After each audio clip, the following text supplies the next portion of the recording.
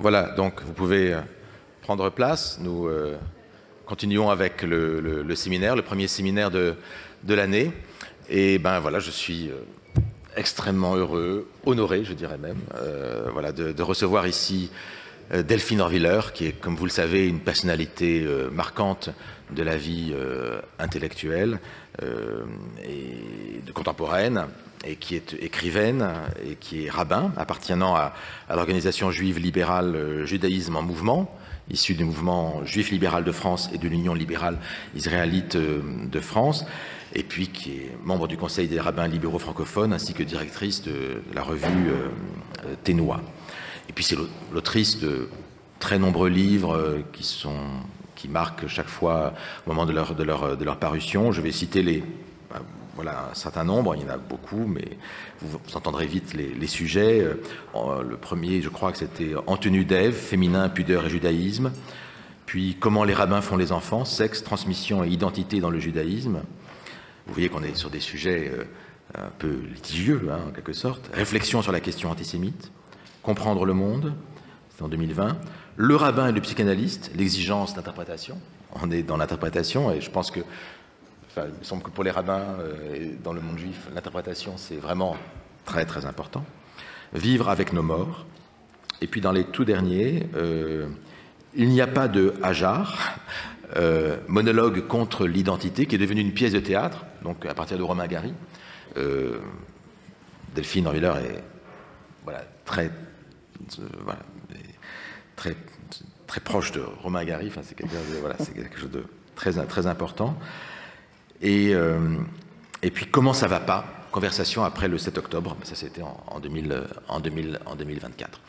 Voilà, et donc le sujet d'aujourd'hui portera sur l'interprétation, et l'interprétation de la Bible, je suppose, puisque ça s'intitule « La côte d'Adam, point de suspension et autres malentendus bibliques ». Donc merci Delphine. Merci beaucoup. Je vais me lever alors, merci.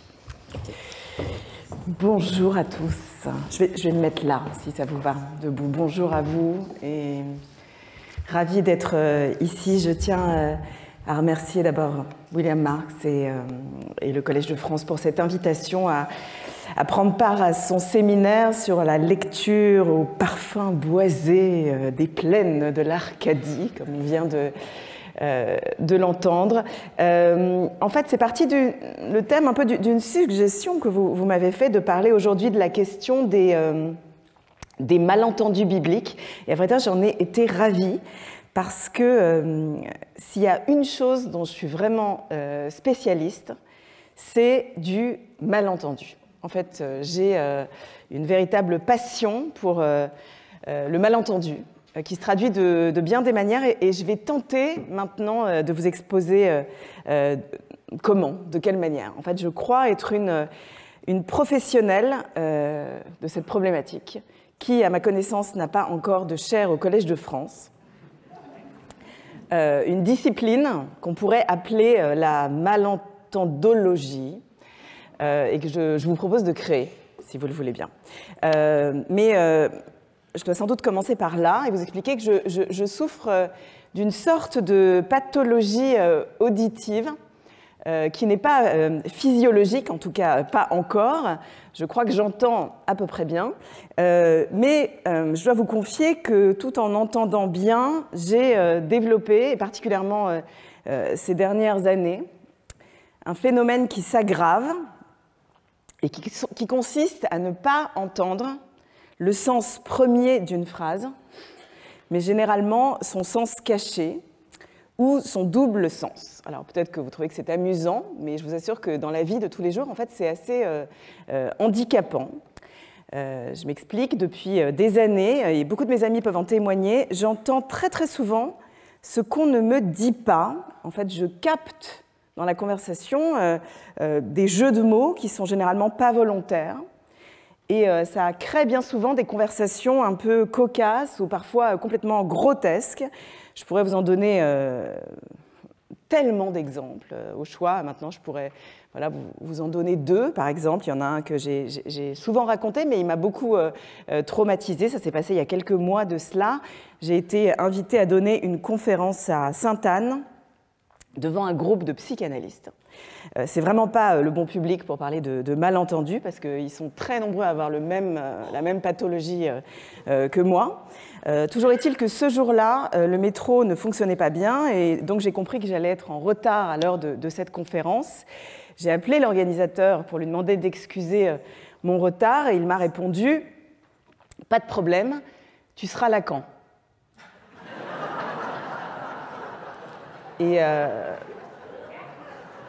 évidemment, je suis restée assez dubitative et je lui ai dit non, je préfère rester moi-même. Voilà, autre illustration, encore plus grotesque, mais véridique, pas plus tard que cette semaine.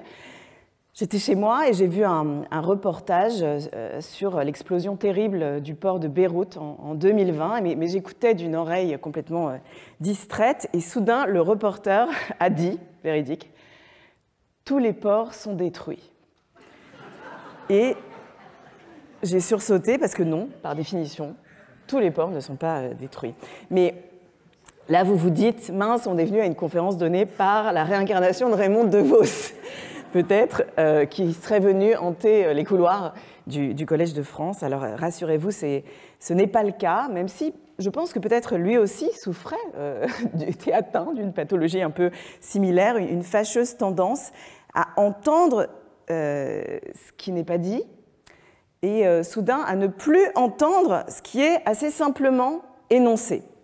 Avec le temps, je me rends compte que cette pathologie qu'on pourrait appeler la malentendite est en fait pour moi une forme de déformation professionnelle. Dans mon métier de rabbin, c'est peut-être commun de ce point de vue-là avec le métier de psychanalyste, et pas que, et avec d'autres expertises aussi, il se trouve que j'aiguise constamment mon oreille et je l'habitue à entendre comme un au-delà des mots, un au-delà du texte. D'ailleurs, que ce soit un texte écrit ou oral, j'y reviendrai. Mais de façon plus générale, cette idée d'un malentendu dans l'écoute est extrêmement centrale dans la tradition juive. En fait, cette idée se trouve partout, déclinée partout, pas juste dans l'interprétation des textes, mais aussi dans une certaine culture de la parole, du rapport au langage. C'est même aussi extrêmement présent dans l'humour juif. Voilà, vous le savez sans doute, la plupart des blagues juives, en tout cas un bon nombre de blagues juives, ont recours au jeu de mots, à la force du malentendu. On croit qu'on est en train de dire un truc, mais en fait, on dit autre chose. Et cet décalage de sens est là où s'infiltre l'éclat de rire. C'est ce qui suscite le rire. Popek, que vous connaissez peut-être, le résume très bien. Il dit par exemple qu'une blague juive, c'est une blague à double sens qu'on ne comprend qu'à moitié. Et en fait, c'est assez juste, c'est une bonne définition de cet humour. À nouveau, je pourrais vous en donner 1000 exemples, mais je ne suis pas sûre qu'on m'ait invité pour donner un cours d'humour juif. Mais pourquoi pas, hein, après tout. Enfin, juste une pour la route, une blague hyper connue, je suis sûre que la plupart d'entre vous la connaissent. C'est l'histoire d'un très vieux couple, on va les appeler Moshe et Sarah. Sarah dit à Moshe, on est mariés depuis 40 ans, dis-moi, pourquoi tu m'as jamais rien acheté ? Et Moshe lui répond, je ne savais pas que tu avais quelque chose à vendre. Et ça, c'est une belle illustration de la problématique du malentendu. Mais évidemment, dans la tradition juive, cette culture de l'humour, vous le comprenez, n'est qu'un dérivé d'un rapport beaucoup plus large au langage, à la lecture et au texte. Le cœur de la pensée juive est une culture de l'exégèse. Et l'exégèse exige, c'est pas facile à dire, l'exégèse exige toujours qu'il y ait des possibilités plurielles de lecture, en fait des sens à découvrir et du cachet dans un texte qui reste à être décrypté. En fait, le texte est supposé n'avoir jamais fini de dire. Il contient ce qu'il pourrait encore dire et se prête encore et encore à des renouveaux de sens, à de l'interprétation. Cette culture, en fait, se nourrit de la langue elle-même, de l'hébreu. Je ne sais pas s'il y a parmi vous des hébraïsants, mais il y a une particularité de cette langue qui est assez extrême dans cette langue, vous le savez peut-être, c'est qu'elle est tout à fait polysémique. Chaque mot, chaque racine en hébreu signifie quelque chose, et puis autre chose, et parfois le contraire de cette première chose, selon la façon dont on vocalise un terme, ou simplement selon un contexte, eh bien le sens va radicalement changer. 1000 exemples de ça. Je sais pas, par exemple, il y a un mot très célèbre en hébreu, kadosh, vous connaissez peut-être ce mot, ça veut dire saint. Au féminin, ça donne kedosha. Oui, mais voilà, au choix, kedosha, ça peut vouloir dire une femme sainte ou une prostituée. Vous voyez, ça dépend juste du contexte. Et en fait, c'est valable pour beaucoup d'autres mots, presque pour tous les mots. Les exemples de polysémie en hébreu sont totalement infinis. Prenez un autre mot, un mot célébrissime qui existe aussi en français, puisque c'est de l'hébreu, mais qu'on ne sait pas le traduire, donc on l'a gardé tel quel en français. Le mot « amen », tout le monde le connaît. « Amen », c'est ce qui ponctue les prières, c'est ce qui ponctue la liturgie. Cette racine du mot « amen », eh bien, selon sa vocalisation, peut signifier des choses très, très, très différentes. Par exemple, si je vocalise ces lettres du mot « amen », en disant « amin », vous savez qu'en hébreu, par exemple dans la Torah, dans la Bible, il n'y a pas de voyelle, donc je peux vocaliser comme je veux un terme. « Amin », ça veut dire la fiabilité ou la fidélité. Mais je peux vocaliser ce terme en disant « omen », ce qui veut dire un tuteur ou une nourrice, ou encore « oman », ce qui veut dire un artiste. Mais « amen », c'est un coach sportif, rien à voir. Mais tout ça, en hébreu, c'est exactement le même mot. Ça s'écrit de la même manière. Donc, quand vous lisez une phrase et qu'apparaît tout à coup ce mot, « amen », en 3 lettres en hébreu, allez donc savoir si la personne qui écrit est en train de vous dire que sa parole est fiable, qu'il est un artiste ou qu'il envisage d'aller à la salle de sport. Vous n'avez aucune indication. En fait, j'exagère à peine, bien sûr.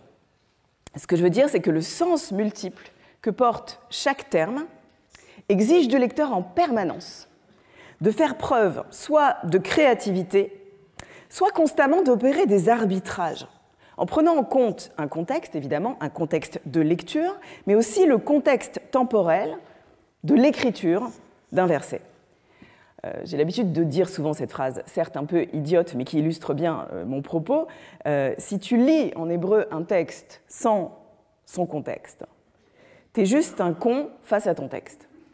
Mais de fait, l'hébreu produit une quintessence de sens multiples et fait donc vite comprendre à tout lecteur qu'il n'a aucune chance, ou presque, de connaître vraiment l'intention de l'auteur. Tout lecteur doit accepter humblement qu'il est probablement victime d'un malentendu, ou de ce qu'on devrait plutôt appeler peut-être un mal lu. Une lecture qui ne sera pas amin, qui ne sera pas fiable ou fidèle à l'intention de l'auteur, puisque tous les mots utilisés par l'auteur tolèrent ou même parfois appellent à d'autres lectures. Vous me suivez? C'est ce que Lévinas, par exemple, a très bien résumé d'une formule devenue assez célèbre, lorsqu'il a écrit « Le pouvoir dire du texte est toujours beaucoup plus grand que son vouloir dire. » Le pouvoir dire du texte est plus grand que son vouloir dire.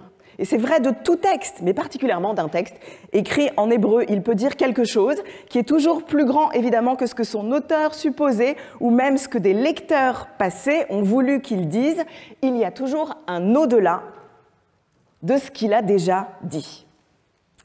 D'ailleurs, en hébreu, le mot « lecture » lui-même se dit « kriya », et c'est un terme qui lui-même a un double sens, une polysémie, et signifie littéralement le fait d'appeler, le fait d'interpeller. C'est exactement le même mot en hébreu. Donc, la lecture, étymologiquement, c'est le contraire d'une action silencieuse, le contraire d'une activité qu'on ferait dans sa tête. C'est comme si toute lecture en hébreu était d'abord faite pour être énoncée, pour appeler quelqu'un, pour dire à voix haute et surtout pas en silence, c'est-à-dire pour être entendu par quelqu'un d'autre qui pourra bien entendre ou mal entendre.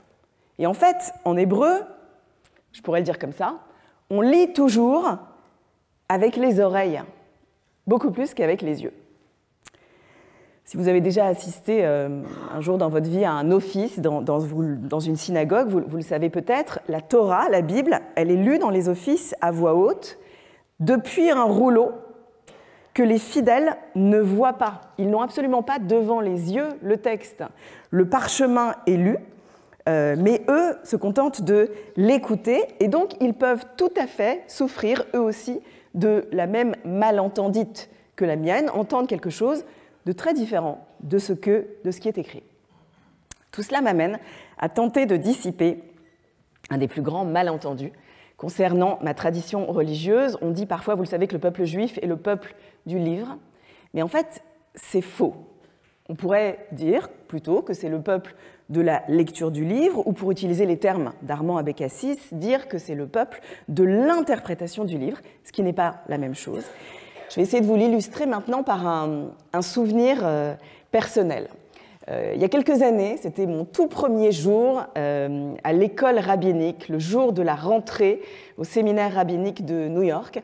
Et ce jour-là, je suivais mon premier cours d'exégèse biblique. Et se tenait devant nous, les enseignants, un célèbre rabbin très orthodoxe de New York. Et l'enseignant, je suppose qu'il cherchait à nous choquer en ce premier jour de classe. Il a prononcé cette phrase que je n'oublierai jamais. Il a dit « Les Juifs n'ont jamais pris la Bible très au sérieux. »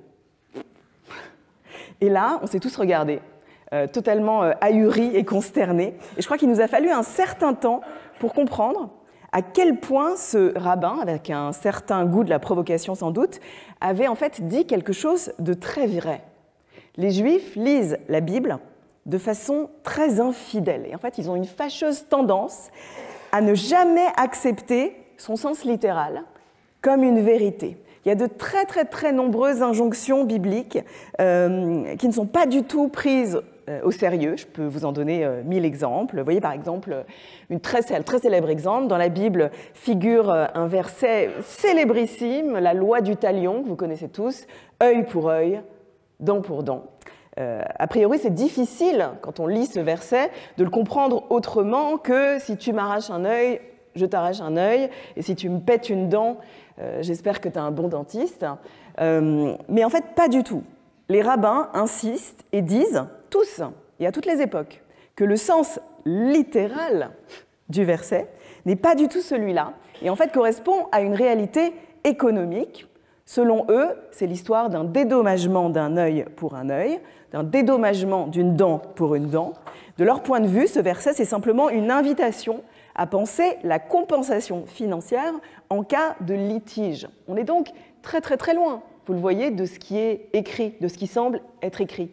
Et c'est vrai pour plein d'autres versets. Par exemple, dans la Bible, il est écrit, au choix, parmi les moments sympathiques de la littérature biblique, il est écrit qu'on peut lapider une femme adultère, zigouiller son voisin s'il commet un blasphème, ou fait cuire dans son jardin des saucisses de porc. Mais évidemment, les rabbins n'ont absolument jamais envisagé d'appliquer ces versets. Ils se sont toujours débrouillés pour les rendre non pertinents ou inoffensifs, pour faire qu'ils ne soient en aucune manière applicables. Leur interprétation a donc créé ce qu'on doit appeler des lectures très infidèles, qui font semblant d'être des lectures littérales du texte. Bref, ils acceptent toujours de lire autre chose que ce qui est écrit, en lecteur infidèle. Autre très célèbre exemple de cela, c'est un passage biblique que certains parmi vous connaissent peut-être, que moi j'adore. C'est un passage qu'on appelle parfois l'épisode du fils rebelle. La Bible raconte la chose suivante. Elle dit « Si tu as un fils qui est glouton, fainéant, qui boit trop et qui n'écoute pas la voix de ses parents, tu l'emmèneras devant les anciens de la ville et tous ensemble, ils le lapideront et il mourra. Perspective très sympathique pour tous les parents d'adolescents, il y en a peut-être parmi vous, qui sont témoins de la flemme désespérante de leur progéniture et se demandent comment gérer cette tension familiale. Alors la Bible a pour vous une solution pédagogique assez radicale, mais efficace. Problème, les rabbins dans le Talmud vont tout simplement rendre l'exécution de cette peine impraticable. Et pour cela, ils vont utiliser notamment un terme du verset que je viens de vous lire. Ils constatent que dans le verset, dans la Bible, il est écrit que cet adolescent n'écoute pas la voix de ses parents. Et à partir de ce « la voix », c'est-à-dire d'un terme au singulier, les sages en concluent que pour exécuter cette peine capitale, il faudrait que les deux parents de l'adolescent soient capables de parler avec la même voix. Et pour ça, il faudrait qu'ils aient la même taille, le même poids et la même apparence physique. Bref, en conclut-il, ça ne s'est jamais passé, ça ne se passera jamais, et on ne pourra donc jamais se débarrasser de son fils rebelle. Voilà, vous avez là une sorte d'aperçu de culot exégétique, une façon de dire au texte « je me fiche complètement de ce que tu suggères, et moi j'interprète tes mots ou ta loi autrement ». La possibilité du malentendu permet de recourir au mal lu. J'imagine que ce que je dis maintenant fait peut-être bondir certains parmi vous qui pourraient me donner 1000 contre-exemples à cela, à tout ce que je viens d'affirmer. Et de fait, il y a aussi beaucoup de versets dans la Bible que les gens prennent très au sérieux et qui ne sont pas du tout prêts à interpréter autrement que dans leur pleine littéralité. L'interdit de voler, de convoiter la femme de son prochain, les règles alimentaires pour certains, les interdits sexuels pour d'autres.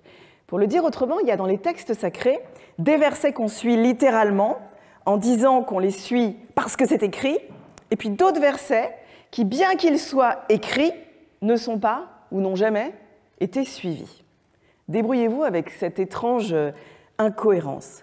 C'est un débat très intéressant, je vous invite à y réfléchir un instant, c'est un débat très intéressant à avoir avec des gens, juifs ou non juifs bien sûr, avec tout plein de gens qui disent être des lecteurs littéralistes et qui convoquent très souvent le texte sacré et son sens premier, des gens qui vous disent qu'ils suivent à la lettre des injonctions bibliques, qui disent par exemple qu'ils condamnent l'homosexualité parce que la Bible dit que c'est une abomination. C'est toujours intéressant de leur rappeler que la Bible dit plein d'autres choses, qu'ils n'ont aucun problème à rejeter. Et les inviter ainsi à s'interroger sur ce qui fait que ces versets-là, et pas d'autres, sont à leurs yeux inviolables ou imprescriptibles. En fait, il n'y a pas une réponse unique à cela, mais une idée que j'aimerais développer maintenant avec vous.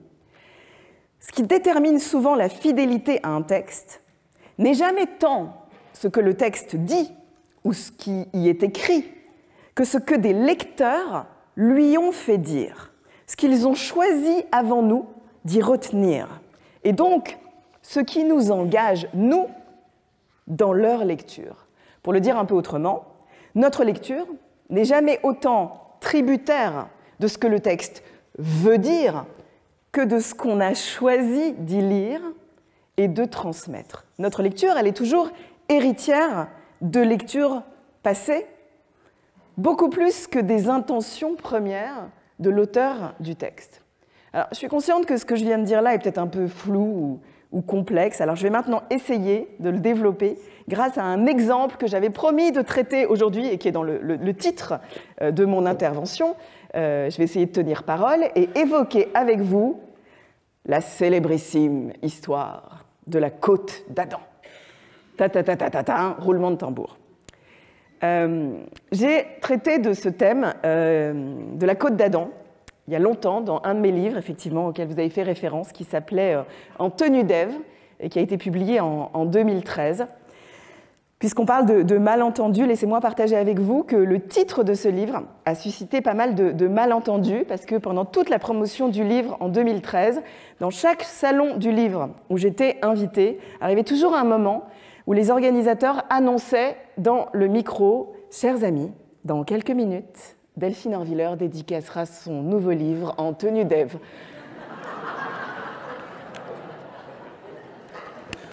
Il y avait un monde fou. Mais c'était assez pénible. Bref, dans cet ouvrage, je me suis intéressée à ce gigantesque, notamment à ce gigantesque malentendu de la Genèse, dont je crois qu'on continue à payer très très cher le contresens. Parce que vous le savez, en français, quand il y a un problème insoluble, quand il y a une situation difficile, qu'on ne parvient pas à démêler, bien souvent on dit « Ouh là là, il y a comme un os ». Eh bien, figurez-vous, mesdames, que dans la Bible, c'est nous.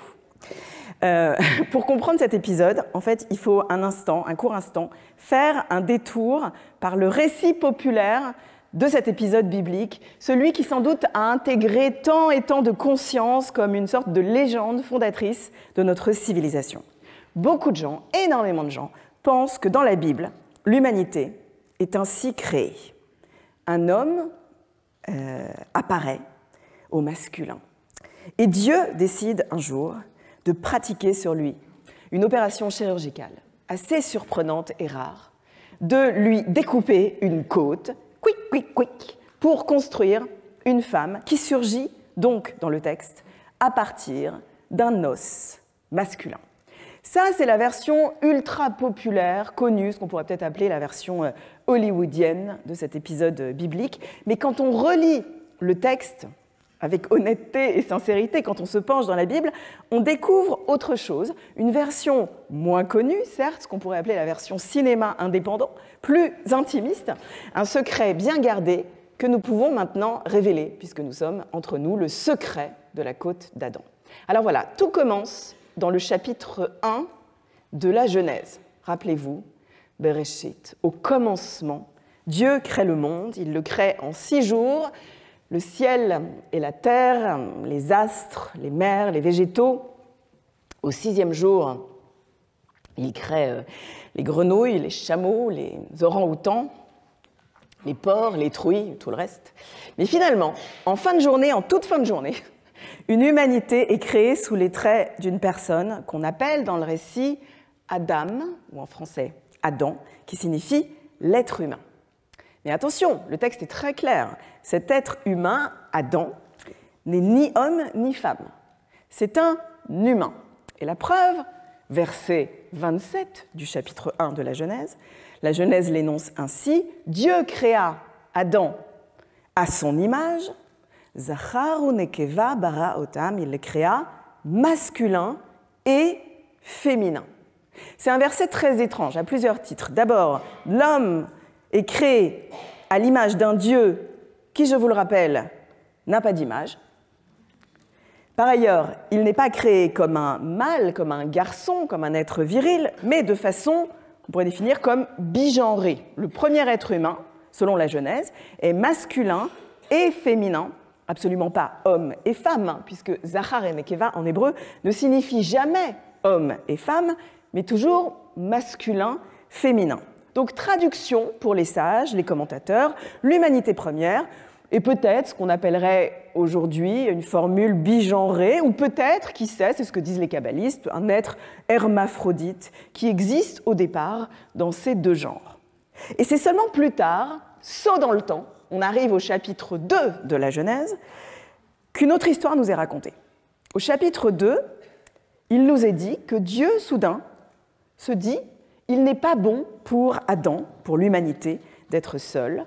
Je vais construire, dit l'hébreu, une aide contre lui. » Je m'arrête un instant pour que vous perceviez à quel point cette phrase aussi est difficilement compréhensible. L'humanité bigenrée est à ce stade dans un état de solitude particulière et Dieu décide de créer une altérité qui permettra à cette humanité d'avoir une sorte d'alter ego face à lui, une aide contre lui, la possibilité d'un face-à-face. Et c'est là, chapitre 2 donc, qu'intervient une toute première intervention chirurgicale sous anesthésie générale. Le texte le dit ainsi, Dieu fit peser une torpeur sur l'humain et il prit une tsela. Volontairement, je ne traduis pas maintenant ce terme hébraïque. Il prit une tsela, vaïven tsela asher lakach min adam leisha, et il modela cette tsela prise de l'humain en une femme.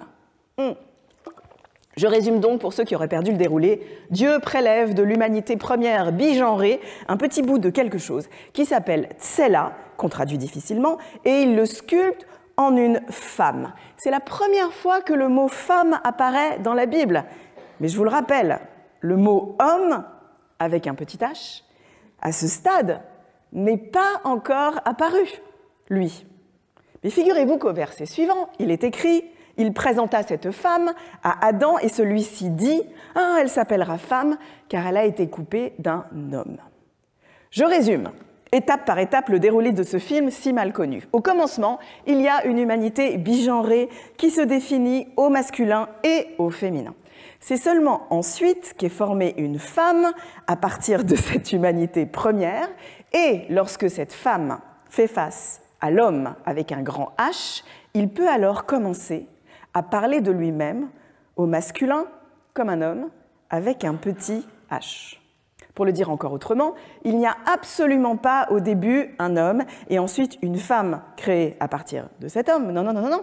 Il y a au début une humanité masculine et féminine qui, lorsque la femme paraît, permet à l'homme, qui se sait amputé de quelque chose, de se tenir face à elle pour entrer en relation. En fait, la Genèse raconte une histoire qui est relativement aux antipodes de ce qu'en dit la culture populaire. L'homme ne précède pas la femme, mais c'est la femme qui apparaît d'abord et permet à l'humanité de parler au masculin. Bon, vous vous en doutez bien, les lecteurs et les interprétations, pendant longtemps, ne sont pas allés dans ce sens, de tout ce que je viens de vous dire maintenant. Pourquoi ? Petit indice, peut-être parce que pendant très longtemps, les interprétations ont été faites exclusivement par des hommes. Mais ce n'est pas tout. Il faut maintenant nous intéresser à ce fameux mot que j'ai refusé de traduire. Ce mot en hébreu, tsela, vous pouvez vérifier dans la plupart des Bibles, évidemment, ce mot est traduit comme une côte, comme un os de soutien. Si vous ouvrez la plupart des Bibles en français, vous verrez que ce verset, le verset 22, chapitre 2, 22 de la Genèse, Vaïven et tsela asher lakach min adam leisha, est traduit ainsi, l'Éternel sculpta la côte qu'il avait prise à l'homme pour en faire une femme. Le problème, c'est que ce mot tsela en hébreu peut vouloir dire côte, bien sûr, mais glups. Partout ailleurs, lorsqu'il apparaît dans la Bible, il n'est pas traduit ainsi. Partout ailleurs dans la Bible, quand il apparaît, il est traduit par côté. Côté, c'est-à-dire paroi, bord. Il y a plein d'autres exemples de cela dans la Bible. La traduction la plus évidente du verset que je vous ai lu il y a un instant donc aurait pu être l'Éternel façonna le côté d'Adam en une femme, juste à côté. Un côté de l'humain et pas une côte tirée de l'humain. Et vous percevez tous, je n'ai pas besoin de vous faire un dessin, à quel point, à un accent circonflexe près, la différence est fondamentale. C'est ce qu'on pourrait appeler un sacré os dans l'histoire qui nous reste un peu en travers de la gorge. Parce que soit la première femme est tirée d'une côte, c'est-à-dire qu'elle est un élément secondaire, comme un bout d'os qui soutient un masculin premier, avec qui elle entretient par essence un rapport d'objet à sujet, de second par rapport à premier, de minéral par rapport à pleinement humain, soit la première femme apparaît à côté d'Adam, dans un rapport possible de face à face, d'égal à égal, de sujet à sujet, qui permet un dialogue complémentaire face à soi. Je vous laisse prendre une respiration, mesurer l'abîme de cette lecture et percevoir le vertige que crée ce que nous venons de dire. Imaginez juste un instant à quoi ressemblerait notre civilisation et notre monde si, dès le départ, on avait accepté de traduire ce verset autrement et si le féminin s'était érigé aux côtés du masculin et pas comme un bout dérivé de son squelette. Une fois dit cela, une fois passé ce premier vertige, en fait, vous le savez, bien d'autres questions surgissent, qu'il faut oser affronter. La première, elle est assez simple à résoudre. Qui en a décidé ainsi? Bon, à nouveau, je ne vous apprends rien en vous disant que la Bible a été commentée, lue, interprétée de façon presque exclusivement par des hommes à travers les siècles, et que sans doute les consciences de ces interprètes n'avaient pas à cœur, ou peut-être n'avaient pas l'imagination ou l'idée de bouleverser cet héritage de lecture au profit d'une autre fidélité au texte. Mais en fait, l'autre vraie question qui est posée au lecteur, conscient de ces doubles sens du texte, c'est de savoir ce que l'on fait dorénavant de ce savoir. Si vous savez que le texte aurait pu être lu autrement, si vous savez qu'il aurait pu donner naissance à une autre réalité, qu'elle soit politique ou civilisationnelle, que faites-vous de cette information? Évidemment, plusieurs chemins s'ouvrent à vous. On va dire, à minima, 3 possibilités. Le premier, c'est le chemin du conservatisme. C'est la voix de celui qui dit « bon, désolé, on a toujours lu ce texte comme ça, on n'y peut rien, on ne va pas faire du passé table rase, on ne va pas se débarrasser du monde qui nous a donné naissance. Après tout, le monde s'est construit avant nous sur cette lecture, à partir de cette lecture. Et bon, c'est comme ça. Certes, il peut s'agir d'une forme de malentendu, mais on va faire avec.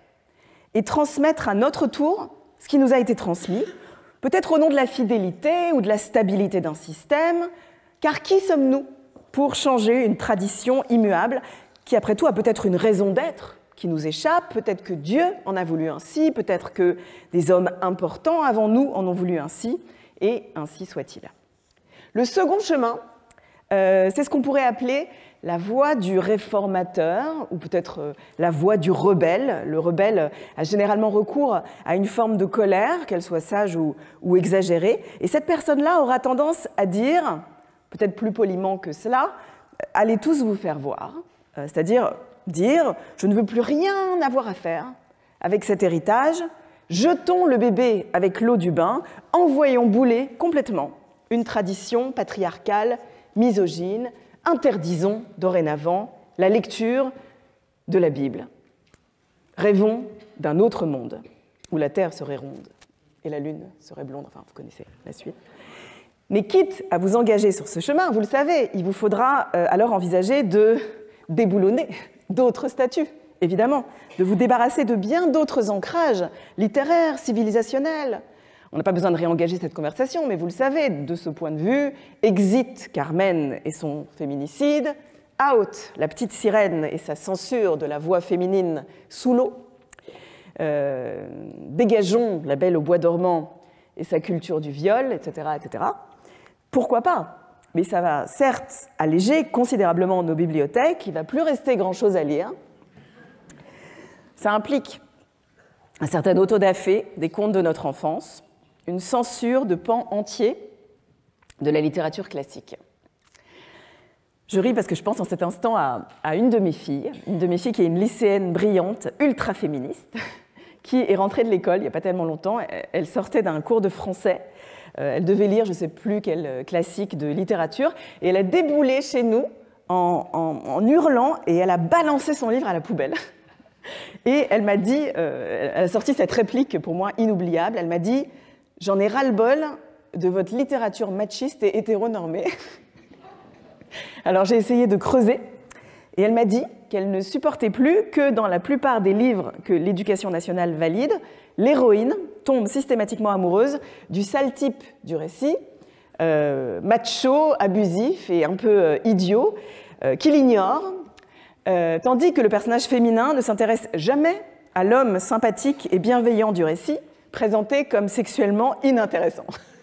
Alors, je n'avais pas grand-chose à lui répondre, à part engager avec elle une réflexion sur la troisième voie, qui n'est ni le conservatisme, ni la rébellion peut-être, qui est celle qu'on pourrait peut-être appeler le chemin du lecteur critique, c'est-à-dire une façon de prendre en compte nos héritages, de reconnaître que nous sommes les produits des lectures passées, que ça nous plaise ou non, mais qu'il nous est donné, à la lumière d'un contexte nouveau, de relire, c'est-à-dire de relier les temps de l'histoire en prenant en compte de nouvelles sensibilités de lecteurs.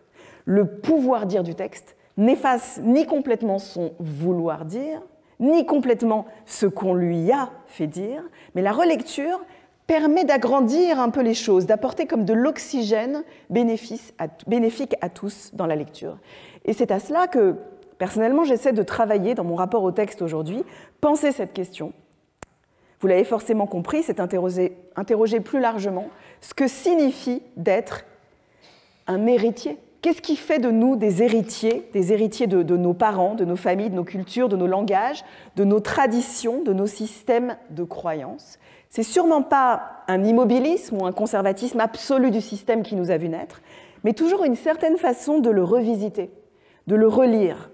Et cette notion de relecture, elle m'est chère parce qu'elle est, je crois, le sens précis de ce que Cicéron donne au mot de religion. Vous connaissez sans doute cette double étymologie latine du mot religion. Certains disent que ça vient de religare ou de religere. Certains penseurs considèrent que la religion est ce qui relie les hommes. Mais Cicéron suggère qu'elle est aussi ce qui permet de relire, d'opérer des relectures du monde. Et j'aime l'idée que l'engagement religieux puisse être cette invitation à relire nos livres, c'est-à-dire à ne jamais lire deux fois de la même manière.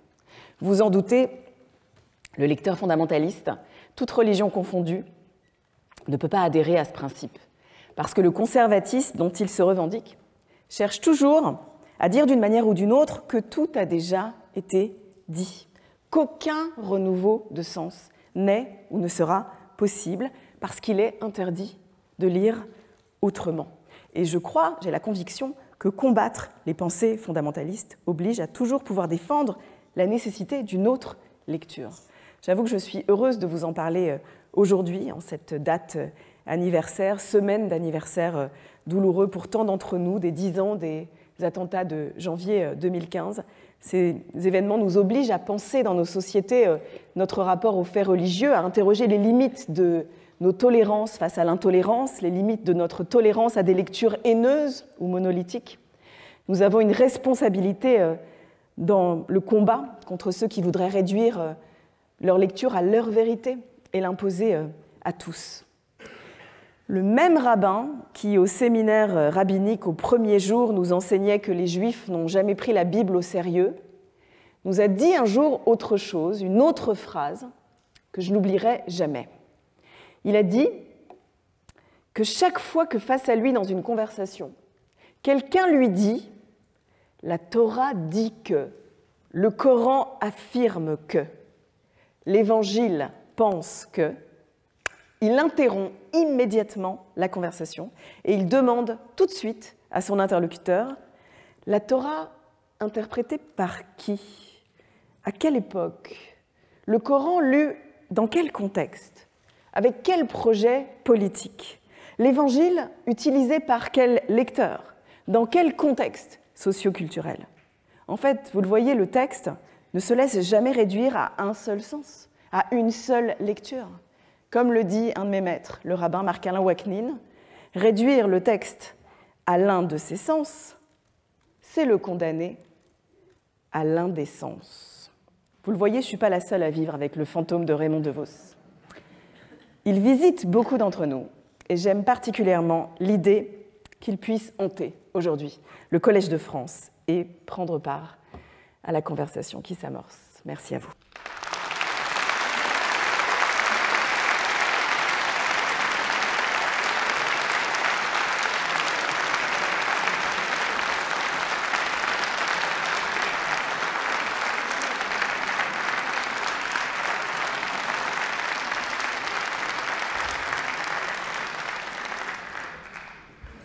Merci beaucoup, chère Delphine Orviller, pour cette magnifique conférence qui est un véritable événement. Je vous souhaite la bienvenue sur cette chaire de malentendologie que nous allons essayer de créer, effectivement, qui est qui est effectivement tout à fait requise. Moi, ce que j'aime beaucoup dans ce que vous dites, alors en dehors de voilà, l'humour qui n'est pas simplement en fait un détail du propos, mais qui fait partie en vérité de la forme même de cette pensée du malentendu et du double entendre et de la diversité des sens. Je crois que l'humour est en fait une forme de pensée en fait également. Je crois que c'est un peu ça que vous avez essayé de dire.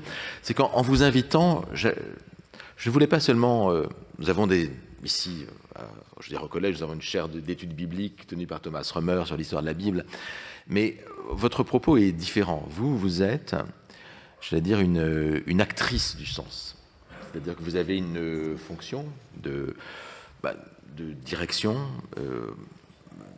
spirituelle, religieuse, enfin de donner un sens à la vie de fidèles ou de gens qui sont dans une communauté ou en dehors même de cette communauté, et que le discours que vous portez veut être un discours efficace.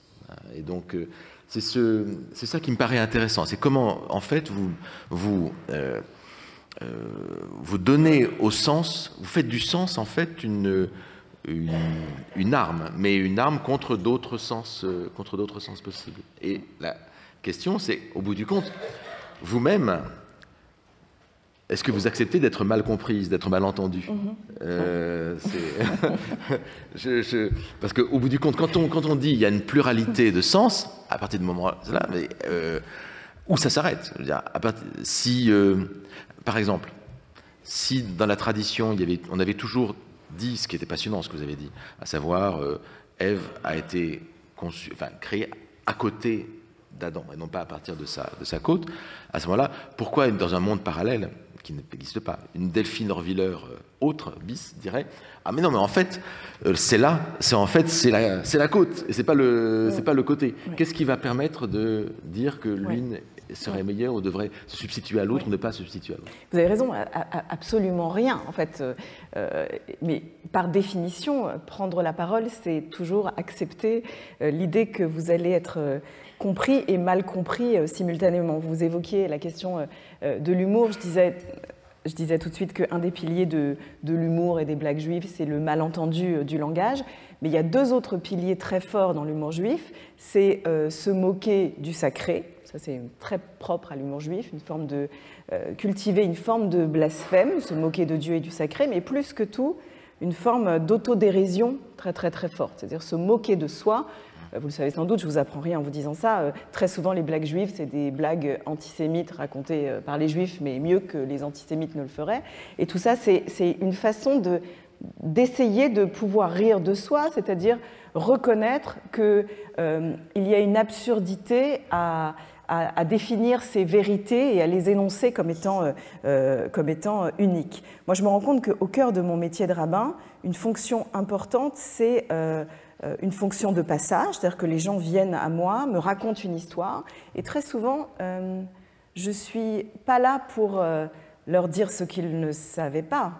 Je suis là pour leur retraduire dans une autre langue, très souvent, ce qu'ils m'ont dit. Et ça m'est arrivé 1000 fois, je l'ai raconté, certains des épisodes, je les ai racontés dans des livres, notamment dans Vivre avec nos morts, où j'explique comment j'accompagne souvent des personnes dans le deuil. Je construis avec eux une cérémonie pour leurs aimer, leurs êtres chers, et je suis consciente que ce que je dis dans ces moments-là, ce que j'enseigne, n'est que ce qu'ils m'ont dit, mais que je répète autrement pour qu'ils puissent l'entendre.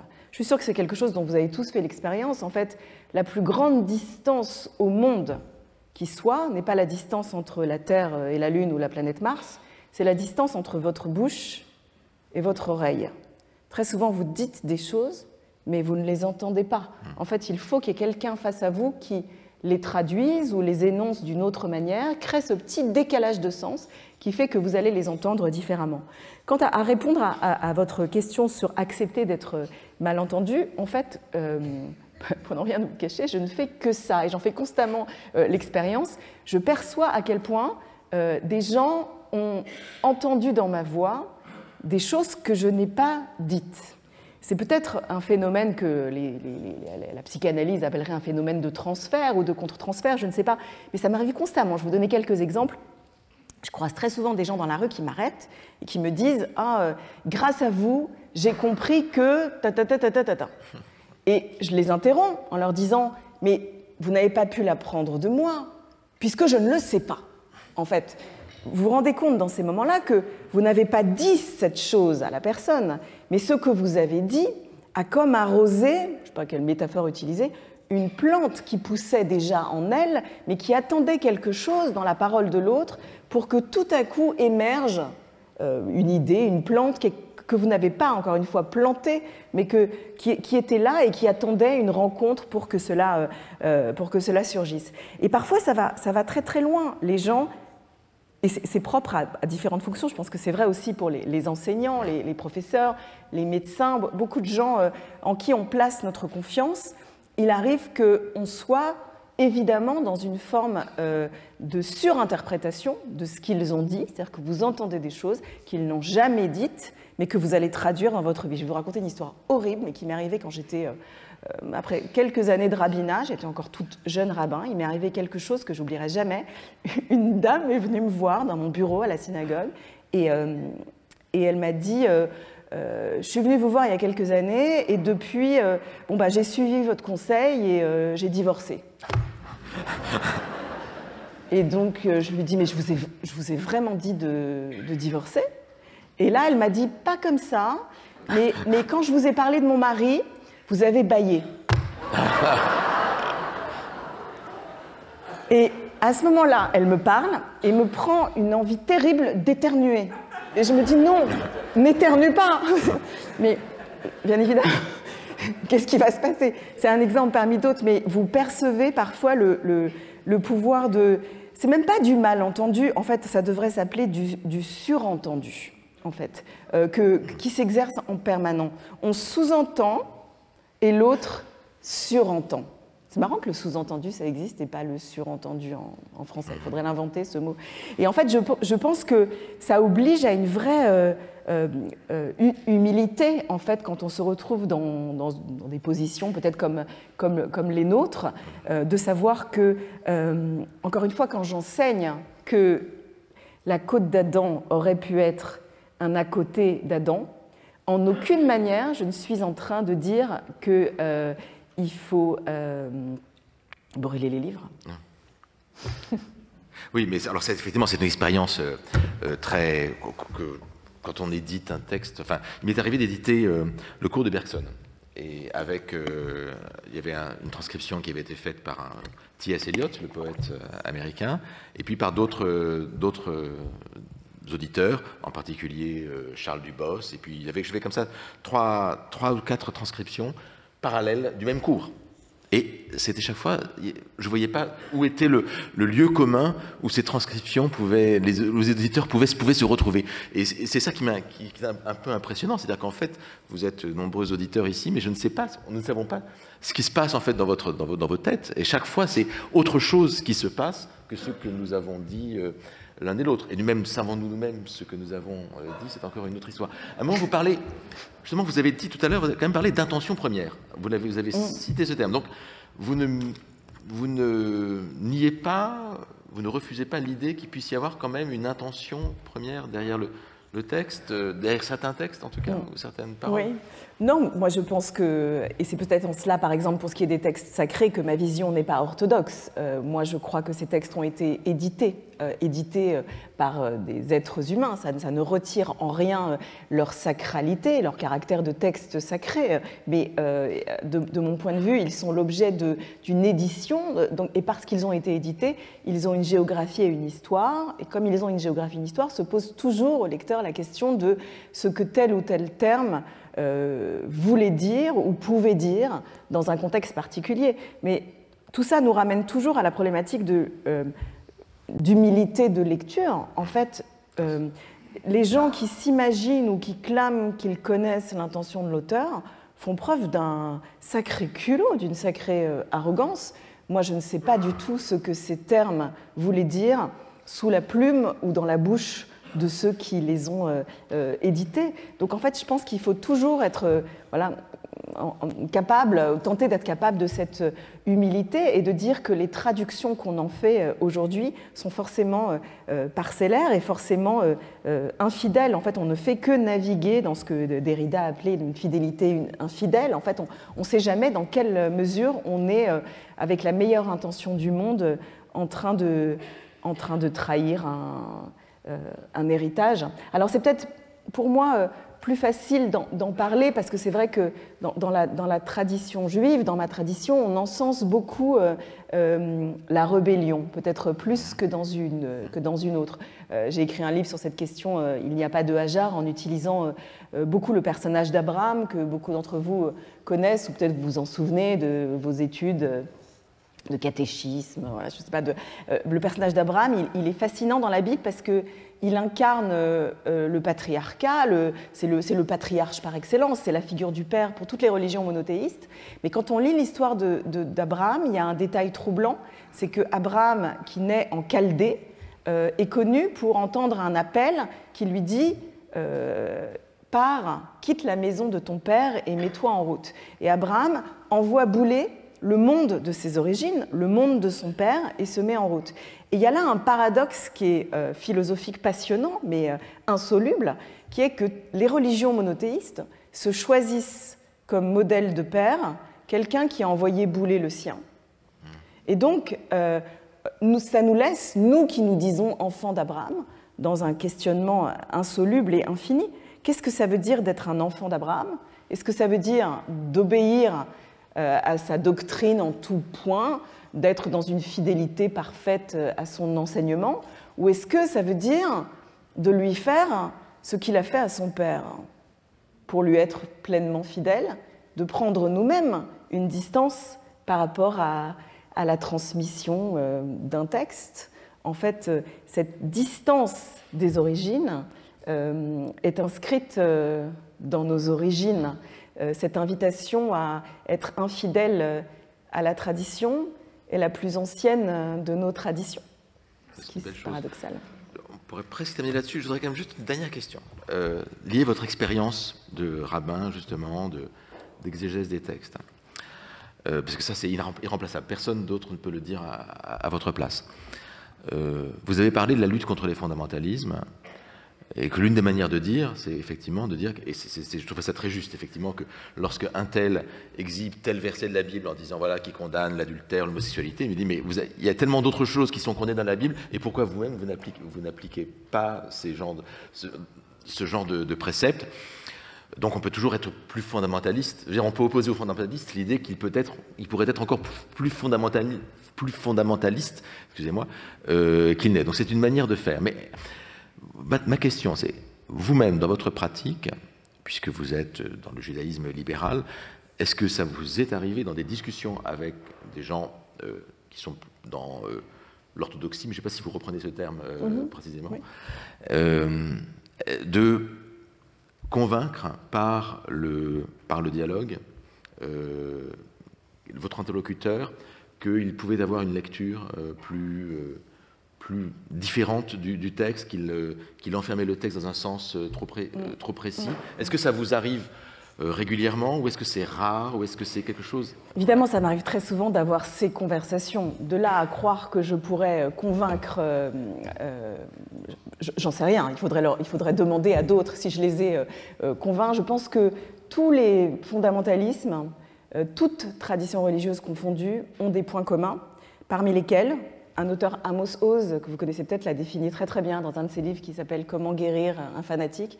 Il dit que le propre des fanatiques, ou des fondamentalistes en général, et parfois même de ceux qui se reconnaissent dans une orthodoxie stricte, c'est de ne savoir compter que jusqu'à 1. C'est-à-dire que dans leur monde, il n'y a pas de place pour le 2, pas de place pour une autre lecture, pas de place pour une autre vérité, et au-delà de ça, pas de place pour l'altérité en général, quels que soient les visages de cette altérité. Donc c'est très difficile de forcer le passage du 2 dans quelqu'un qui vit dans un monde du 1. Et puis l'autre point commun à de très nombreux fondamentalismes, c'est leur aversion de l'histoire avec un grand H. Je crois que les fondamentalistes sont ce qu'on pourrait appeler des chronophobes ou des historiophobes. En fait, ils ne supportent pas l'idée que la loi et la tradition et l'interprétation ait pu changer dans l'histoire. Et pourtant, c'est une vérité historique. Refuser de reconnaître l'évolution de la loi dans l'histoire, c'est se raconter des histoires, c'est en général s'inscrire dans un mensonge particulier, puisque, on le sait, toutes les traditions sont le fruit d'évolution. Et pourtant, au sein de tous les fondamentalismes, la phrase qui est la plus souvent répétée, vous la connaissez sans doute par cœur, c'est celle qui vous dit « c'est toujours comme ça qu'on a fait ». Le « c'est toujours comme ça qu'on a fait », moi vous pouvez l'imaginer, je l'ai entendu un paquet de fois. Sa déclinaison, c'est « on n'a jamais fait ça ». Son autre déclinaison, alors vous imaginez bien que moi, débarquant comme femme rabbin dans un monde où c'est vrai pendant longtemps il n'y a pas eu de femmes, très souvent j'ai eu droit à cet argument du c'est jamais comme ça qu'on a fait ou on a toujours fait autrement. Mais en fait, cet élément est toujours partiellement un mensonge, parce que nos pensées religieuses, si elles sont vivantes, c'est qu'elles sont le fruit de révolutions de pensée. Sinon, elles n'auraient pas perduré. Elles sont le fruit de pensées vivaces qui ont connu des révolutions. Qui dit connaître des révolutions, dit connaître des changements, des bouleversements. Et il en a toujours été ainsi, et toujours et en toutes circonstances, un mensonge mortifère. Mais il se décline dans toutes nos traditions religieuses. Vous voyez, par exemple, dans la chrétienté, quand on dit il y a toujours eu le célibat des prêtres. C'est pas vrai, tout le monde sait que c'est faux. De la même manière que voilà, dans la tradition juive, quand on dit c'est toujours comme ça qu'on a fait, c'est toujours faux. On a toujours évolué et pris en compte des temps et des contextes différents pour faire évoluer la pratique, le calendrier juif et tout ce que vous voulez. De la même manière que des gens qui, dans l'islam, vous disent que le voile, il en a toujours été ainsi. Aujourd'hui, les historiens de l'islam le savent, que ce n'est pas vrai, en fait, que les traditions constamment évoluent. Et donc, il faut être capable de renvoyer à tous nos fondamentalismes la puissance et la force des lectures historiques, c'est-à-dire en fait valider en fait l'histoire et l'amour de l'histoire avec un grand H comme étant une puissance religieuse, sacrée, dans tous les sens du terme, c'est-à-dire ce qui nous relie et ce qui nous permet de relire. En tout cas, je crois que tous nos vœux, je pense, ici vous accompagnent dans cette tâche un peu herculéenne, je dois dire, à laquelle vous vous êtes appelés. Merci beaucoup.